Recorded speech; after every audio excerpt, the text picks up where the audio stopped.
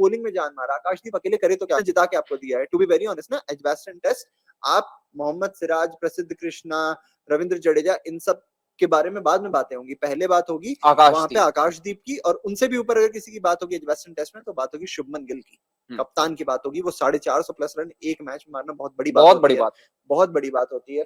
तो कहीं ना कहीं मैं तो बहुत ज्यादा निराश हूँ जिस तरीके से भारत ने भी प्रदर्शन किया है इस सीरीज में। मैं बोल भी रहा था कि अगर विराट कोहली एरा वाली गेंदबाजी होती तो ये सीरीज टोटली इंडिया के फेवर में अभी होती और ये सीरीज टीम इंडिया जीत चुकी होती जी। लेकिन वही है ना, गेंदबाजों ने काफी डिसअपॉइंट किया है। जितना भी मेहनत बल्लेबाजों ने किया है उस पर पानी फेरने का काम किया है गेंदबाजों ने। इस सीरीज में यही हम समरी निकाल सकते हैं, कंक्लूजन इसी मतलब निष्कर्ष पर हम पहुंच सकते हैं कि गेंदबाजों ने काफी डिसअपॉइंट किया है। बिल्कुल, गेंदबाजी हमारी कमजोर कड़ी है और काफी दिन तक ये मजबूत कड़ी थी। ट्रेडिशनली गेंदबाजी हमारी अच्छी नहीं हुआ करती थी। बीच में विराट कोहली ने एक ऐसा मतलब लॉट तैयार किया एक था, ऐसा मतलब ऐसा कल्चर क्रिएट कर दिया था ना टीम में, फिटनेस कल्चर, योयो टेस्ट और कितनी तमाम तरह की चीज हो रही थी टीम के अंदर।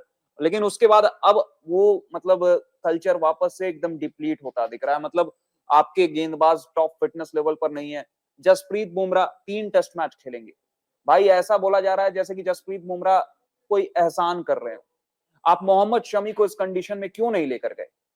आज मोहम्मद शमी की कमी खल रही है। टीम इंडिया को कहीं ना कहीं मोहम्मद शमी अगर होते तो बहुत एडवांटेज में टीम इंडिया हो सकती थी, क्योंकि इन कंडीशंस में मोहम्मद शमी एकदम मतलब सूटेड है, एकदम टेलर मेड कंडीशन है मोहम्मद शमी के लिए। मतलब जो वो अपराइट सीम से गेंदबाजी कराते हैं, बॉल को अंदर लाते हैं, बाहर ले जाते हैं, मतलब बहुत इफेक्टिव साबित हो सकते थे कंडीशंस। मोहम्मद शमी की बात करें अगर अभिषेक, तो मुझे याद आता है बीजीटी में हर कोई ये पूछ रहा था कि बुमराह का साथ देने के लिए शमी क्यों नहीं है, क्यों नहीं? जबकि शमी वहां पे दूसरी तरफ इंस्टाग्राम पे वीडियोस अपलोड कर रहे थे मैं पूरी तरह फिट हूँ। वो बोल रहे थे कि मैं पूरी तरह से फिट हूँ। मुझे जब भी देश से खेलने का मौका मिलेगा मैं अपना 100% दूंगा। मैं 100% फिटनेस लेवल पर हूँ, क्लियर बोल रहे थे।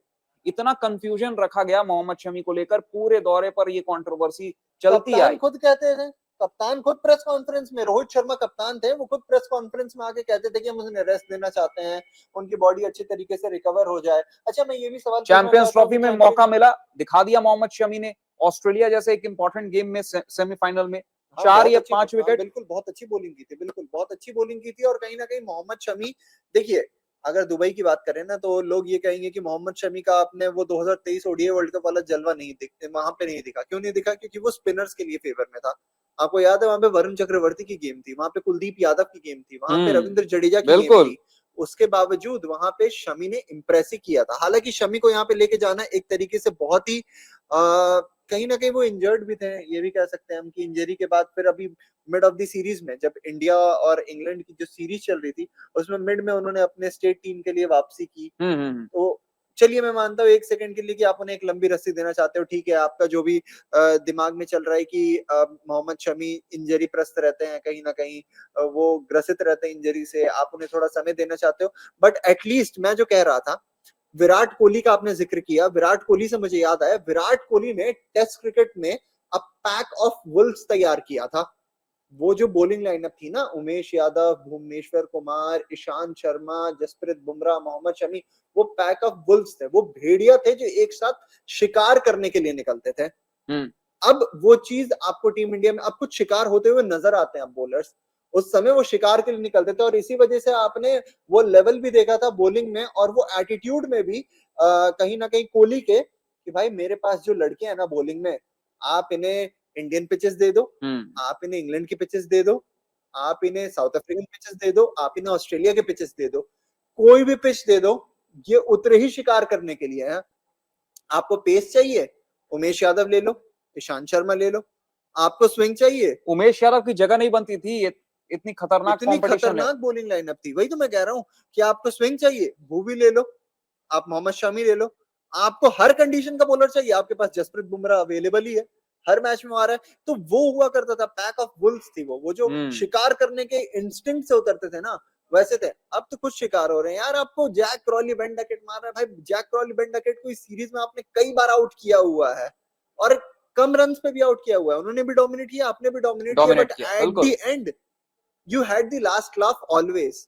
ऐसा नहीं था कि वो नॉट आउट चले गए और उन्होंने कोई मैच ऐसे अकेले दम पे खेल के खैर पूरा चलिए, बना दिया और जिता दिया। वापस से अब लंच के बाद अब खेल शुरू होगा, तो क्या लगता है कि टीम इंडिया कमबैक करेगी इस सेशन में?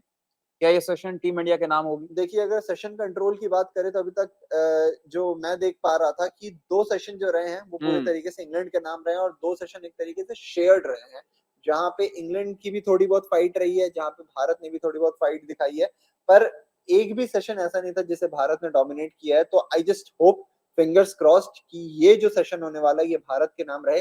3-4 विकेट आए इसमें, कम से बिल्कुल, कम वो बिल्कुल। जेमी स्मिथ वगैरह आ जाए बैटिंग करने के लिए इसी सेशन में तो बढ़िया है, क्योंकि अगर ये खेल गए आज का दिन ना, डिपेंड आपके करेगा आकाशदीप कैसी गेंदबाजी आपके कराते हाथ हैं। से ये टेस्ट मैच निकल जाएगा, फिर टेस्ट मैच जीत नहीं पाओगे, और टेस्ट मैच नहीं जीतोगे तो सीरीज तो जीत ही नहीं पाओगे, फिर समझ देखिए, लीजिए। आकाशदीप के अकेले करने से कोई कुछ नहीं होने वाला है, जी, आपको सपोर्ट चाहिए होगा। मोहम्मद बिल्कुल। सिराज को अपनी लाइन एंड लेंथ पर ध्यान देना होगा और इस सेशन में उन्हें डीएसपी दिखाना होगा सिराज। कि उन्हें क्यों इतना हाईली रेट किया जाता है, क्यों जी, वो बुमराह के एब्सेंस में बहुत खतरनाक हो जाते हैं। उन्हें जी, बताना होगा एक बार फिर से जी, सभी को। जी, तो देखना बहुत ही इंटरेस्टिंग होने वाला है।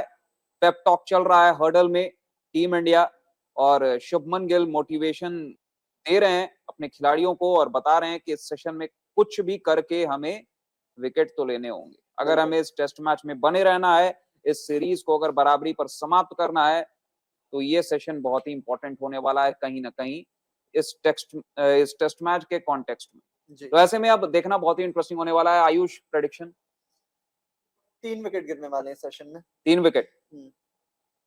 चलिए मैं 2 और ऐड कर देता हूँ, 5 विकेट।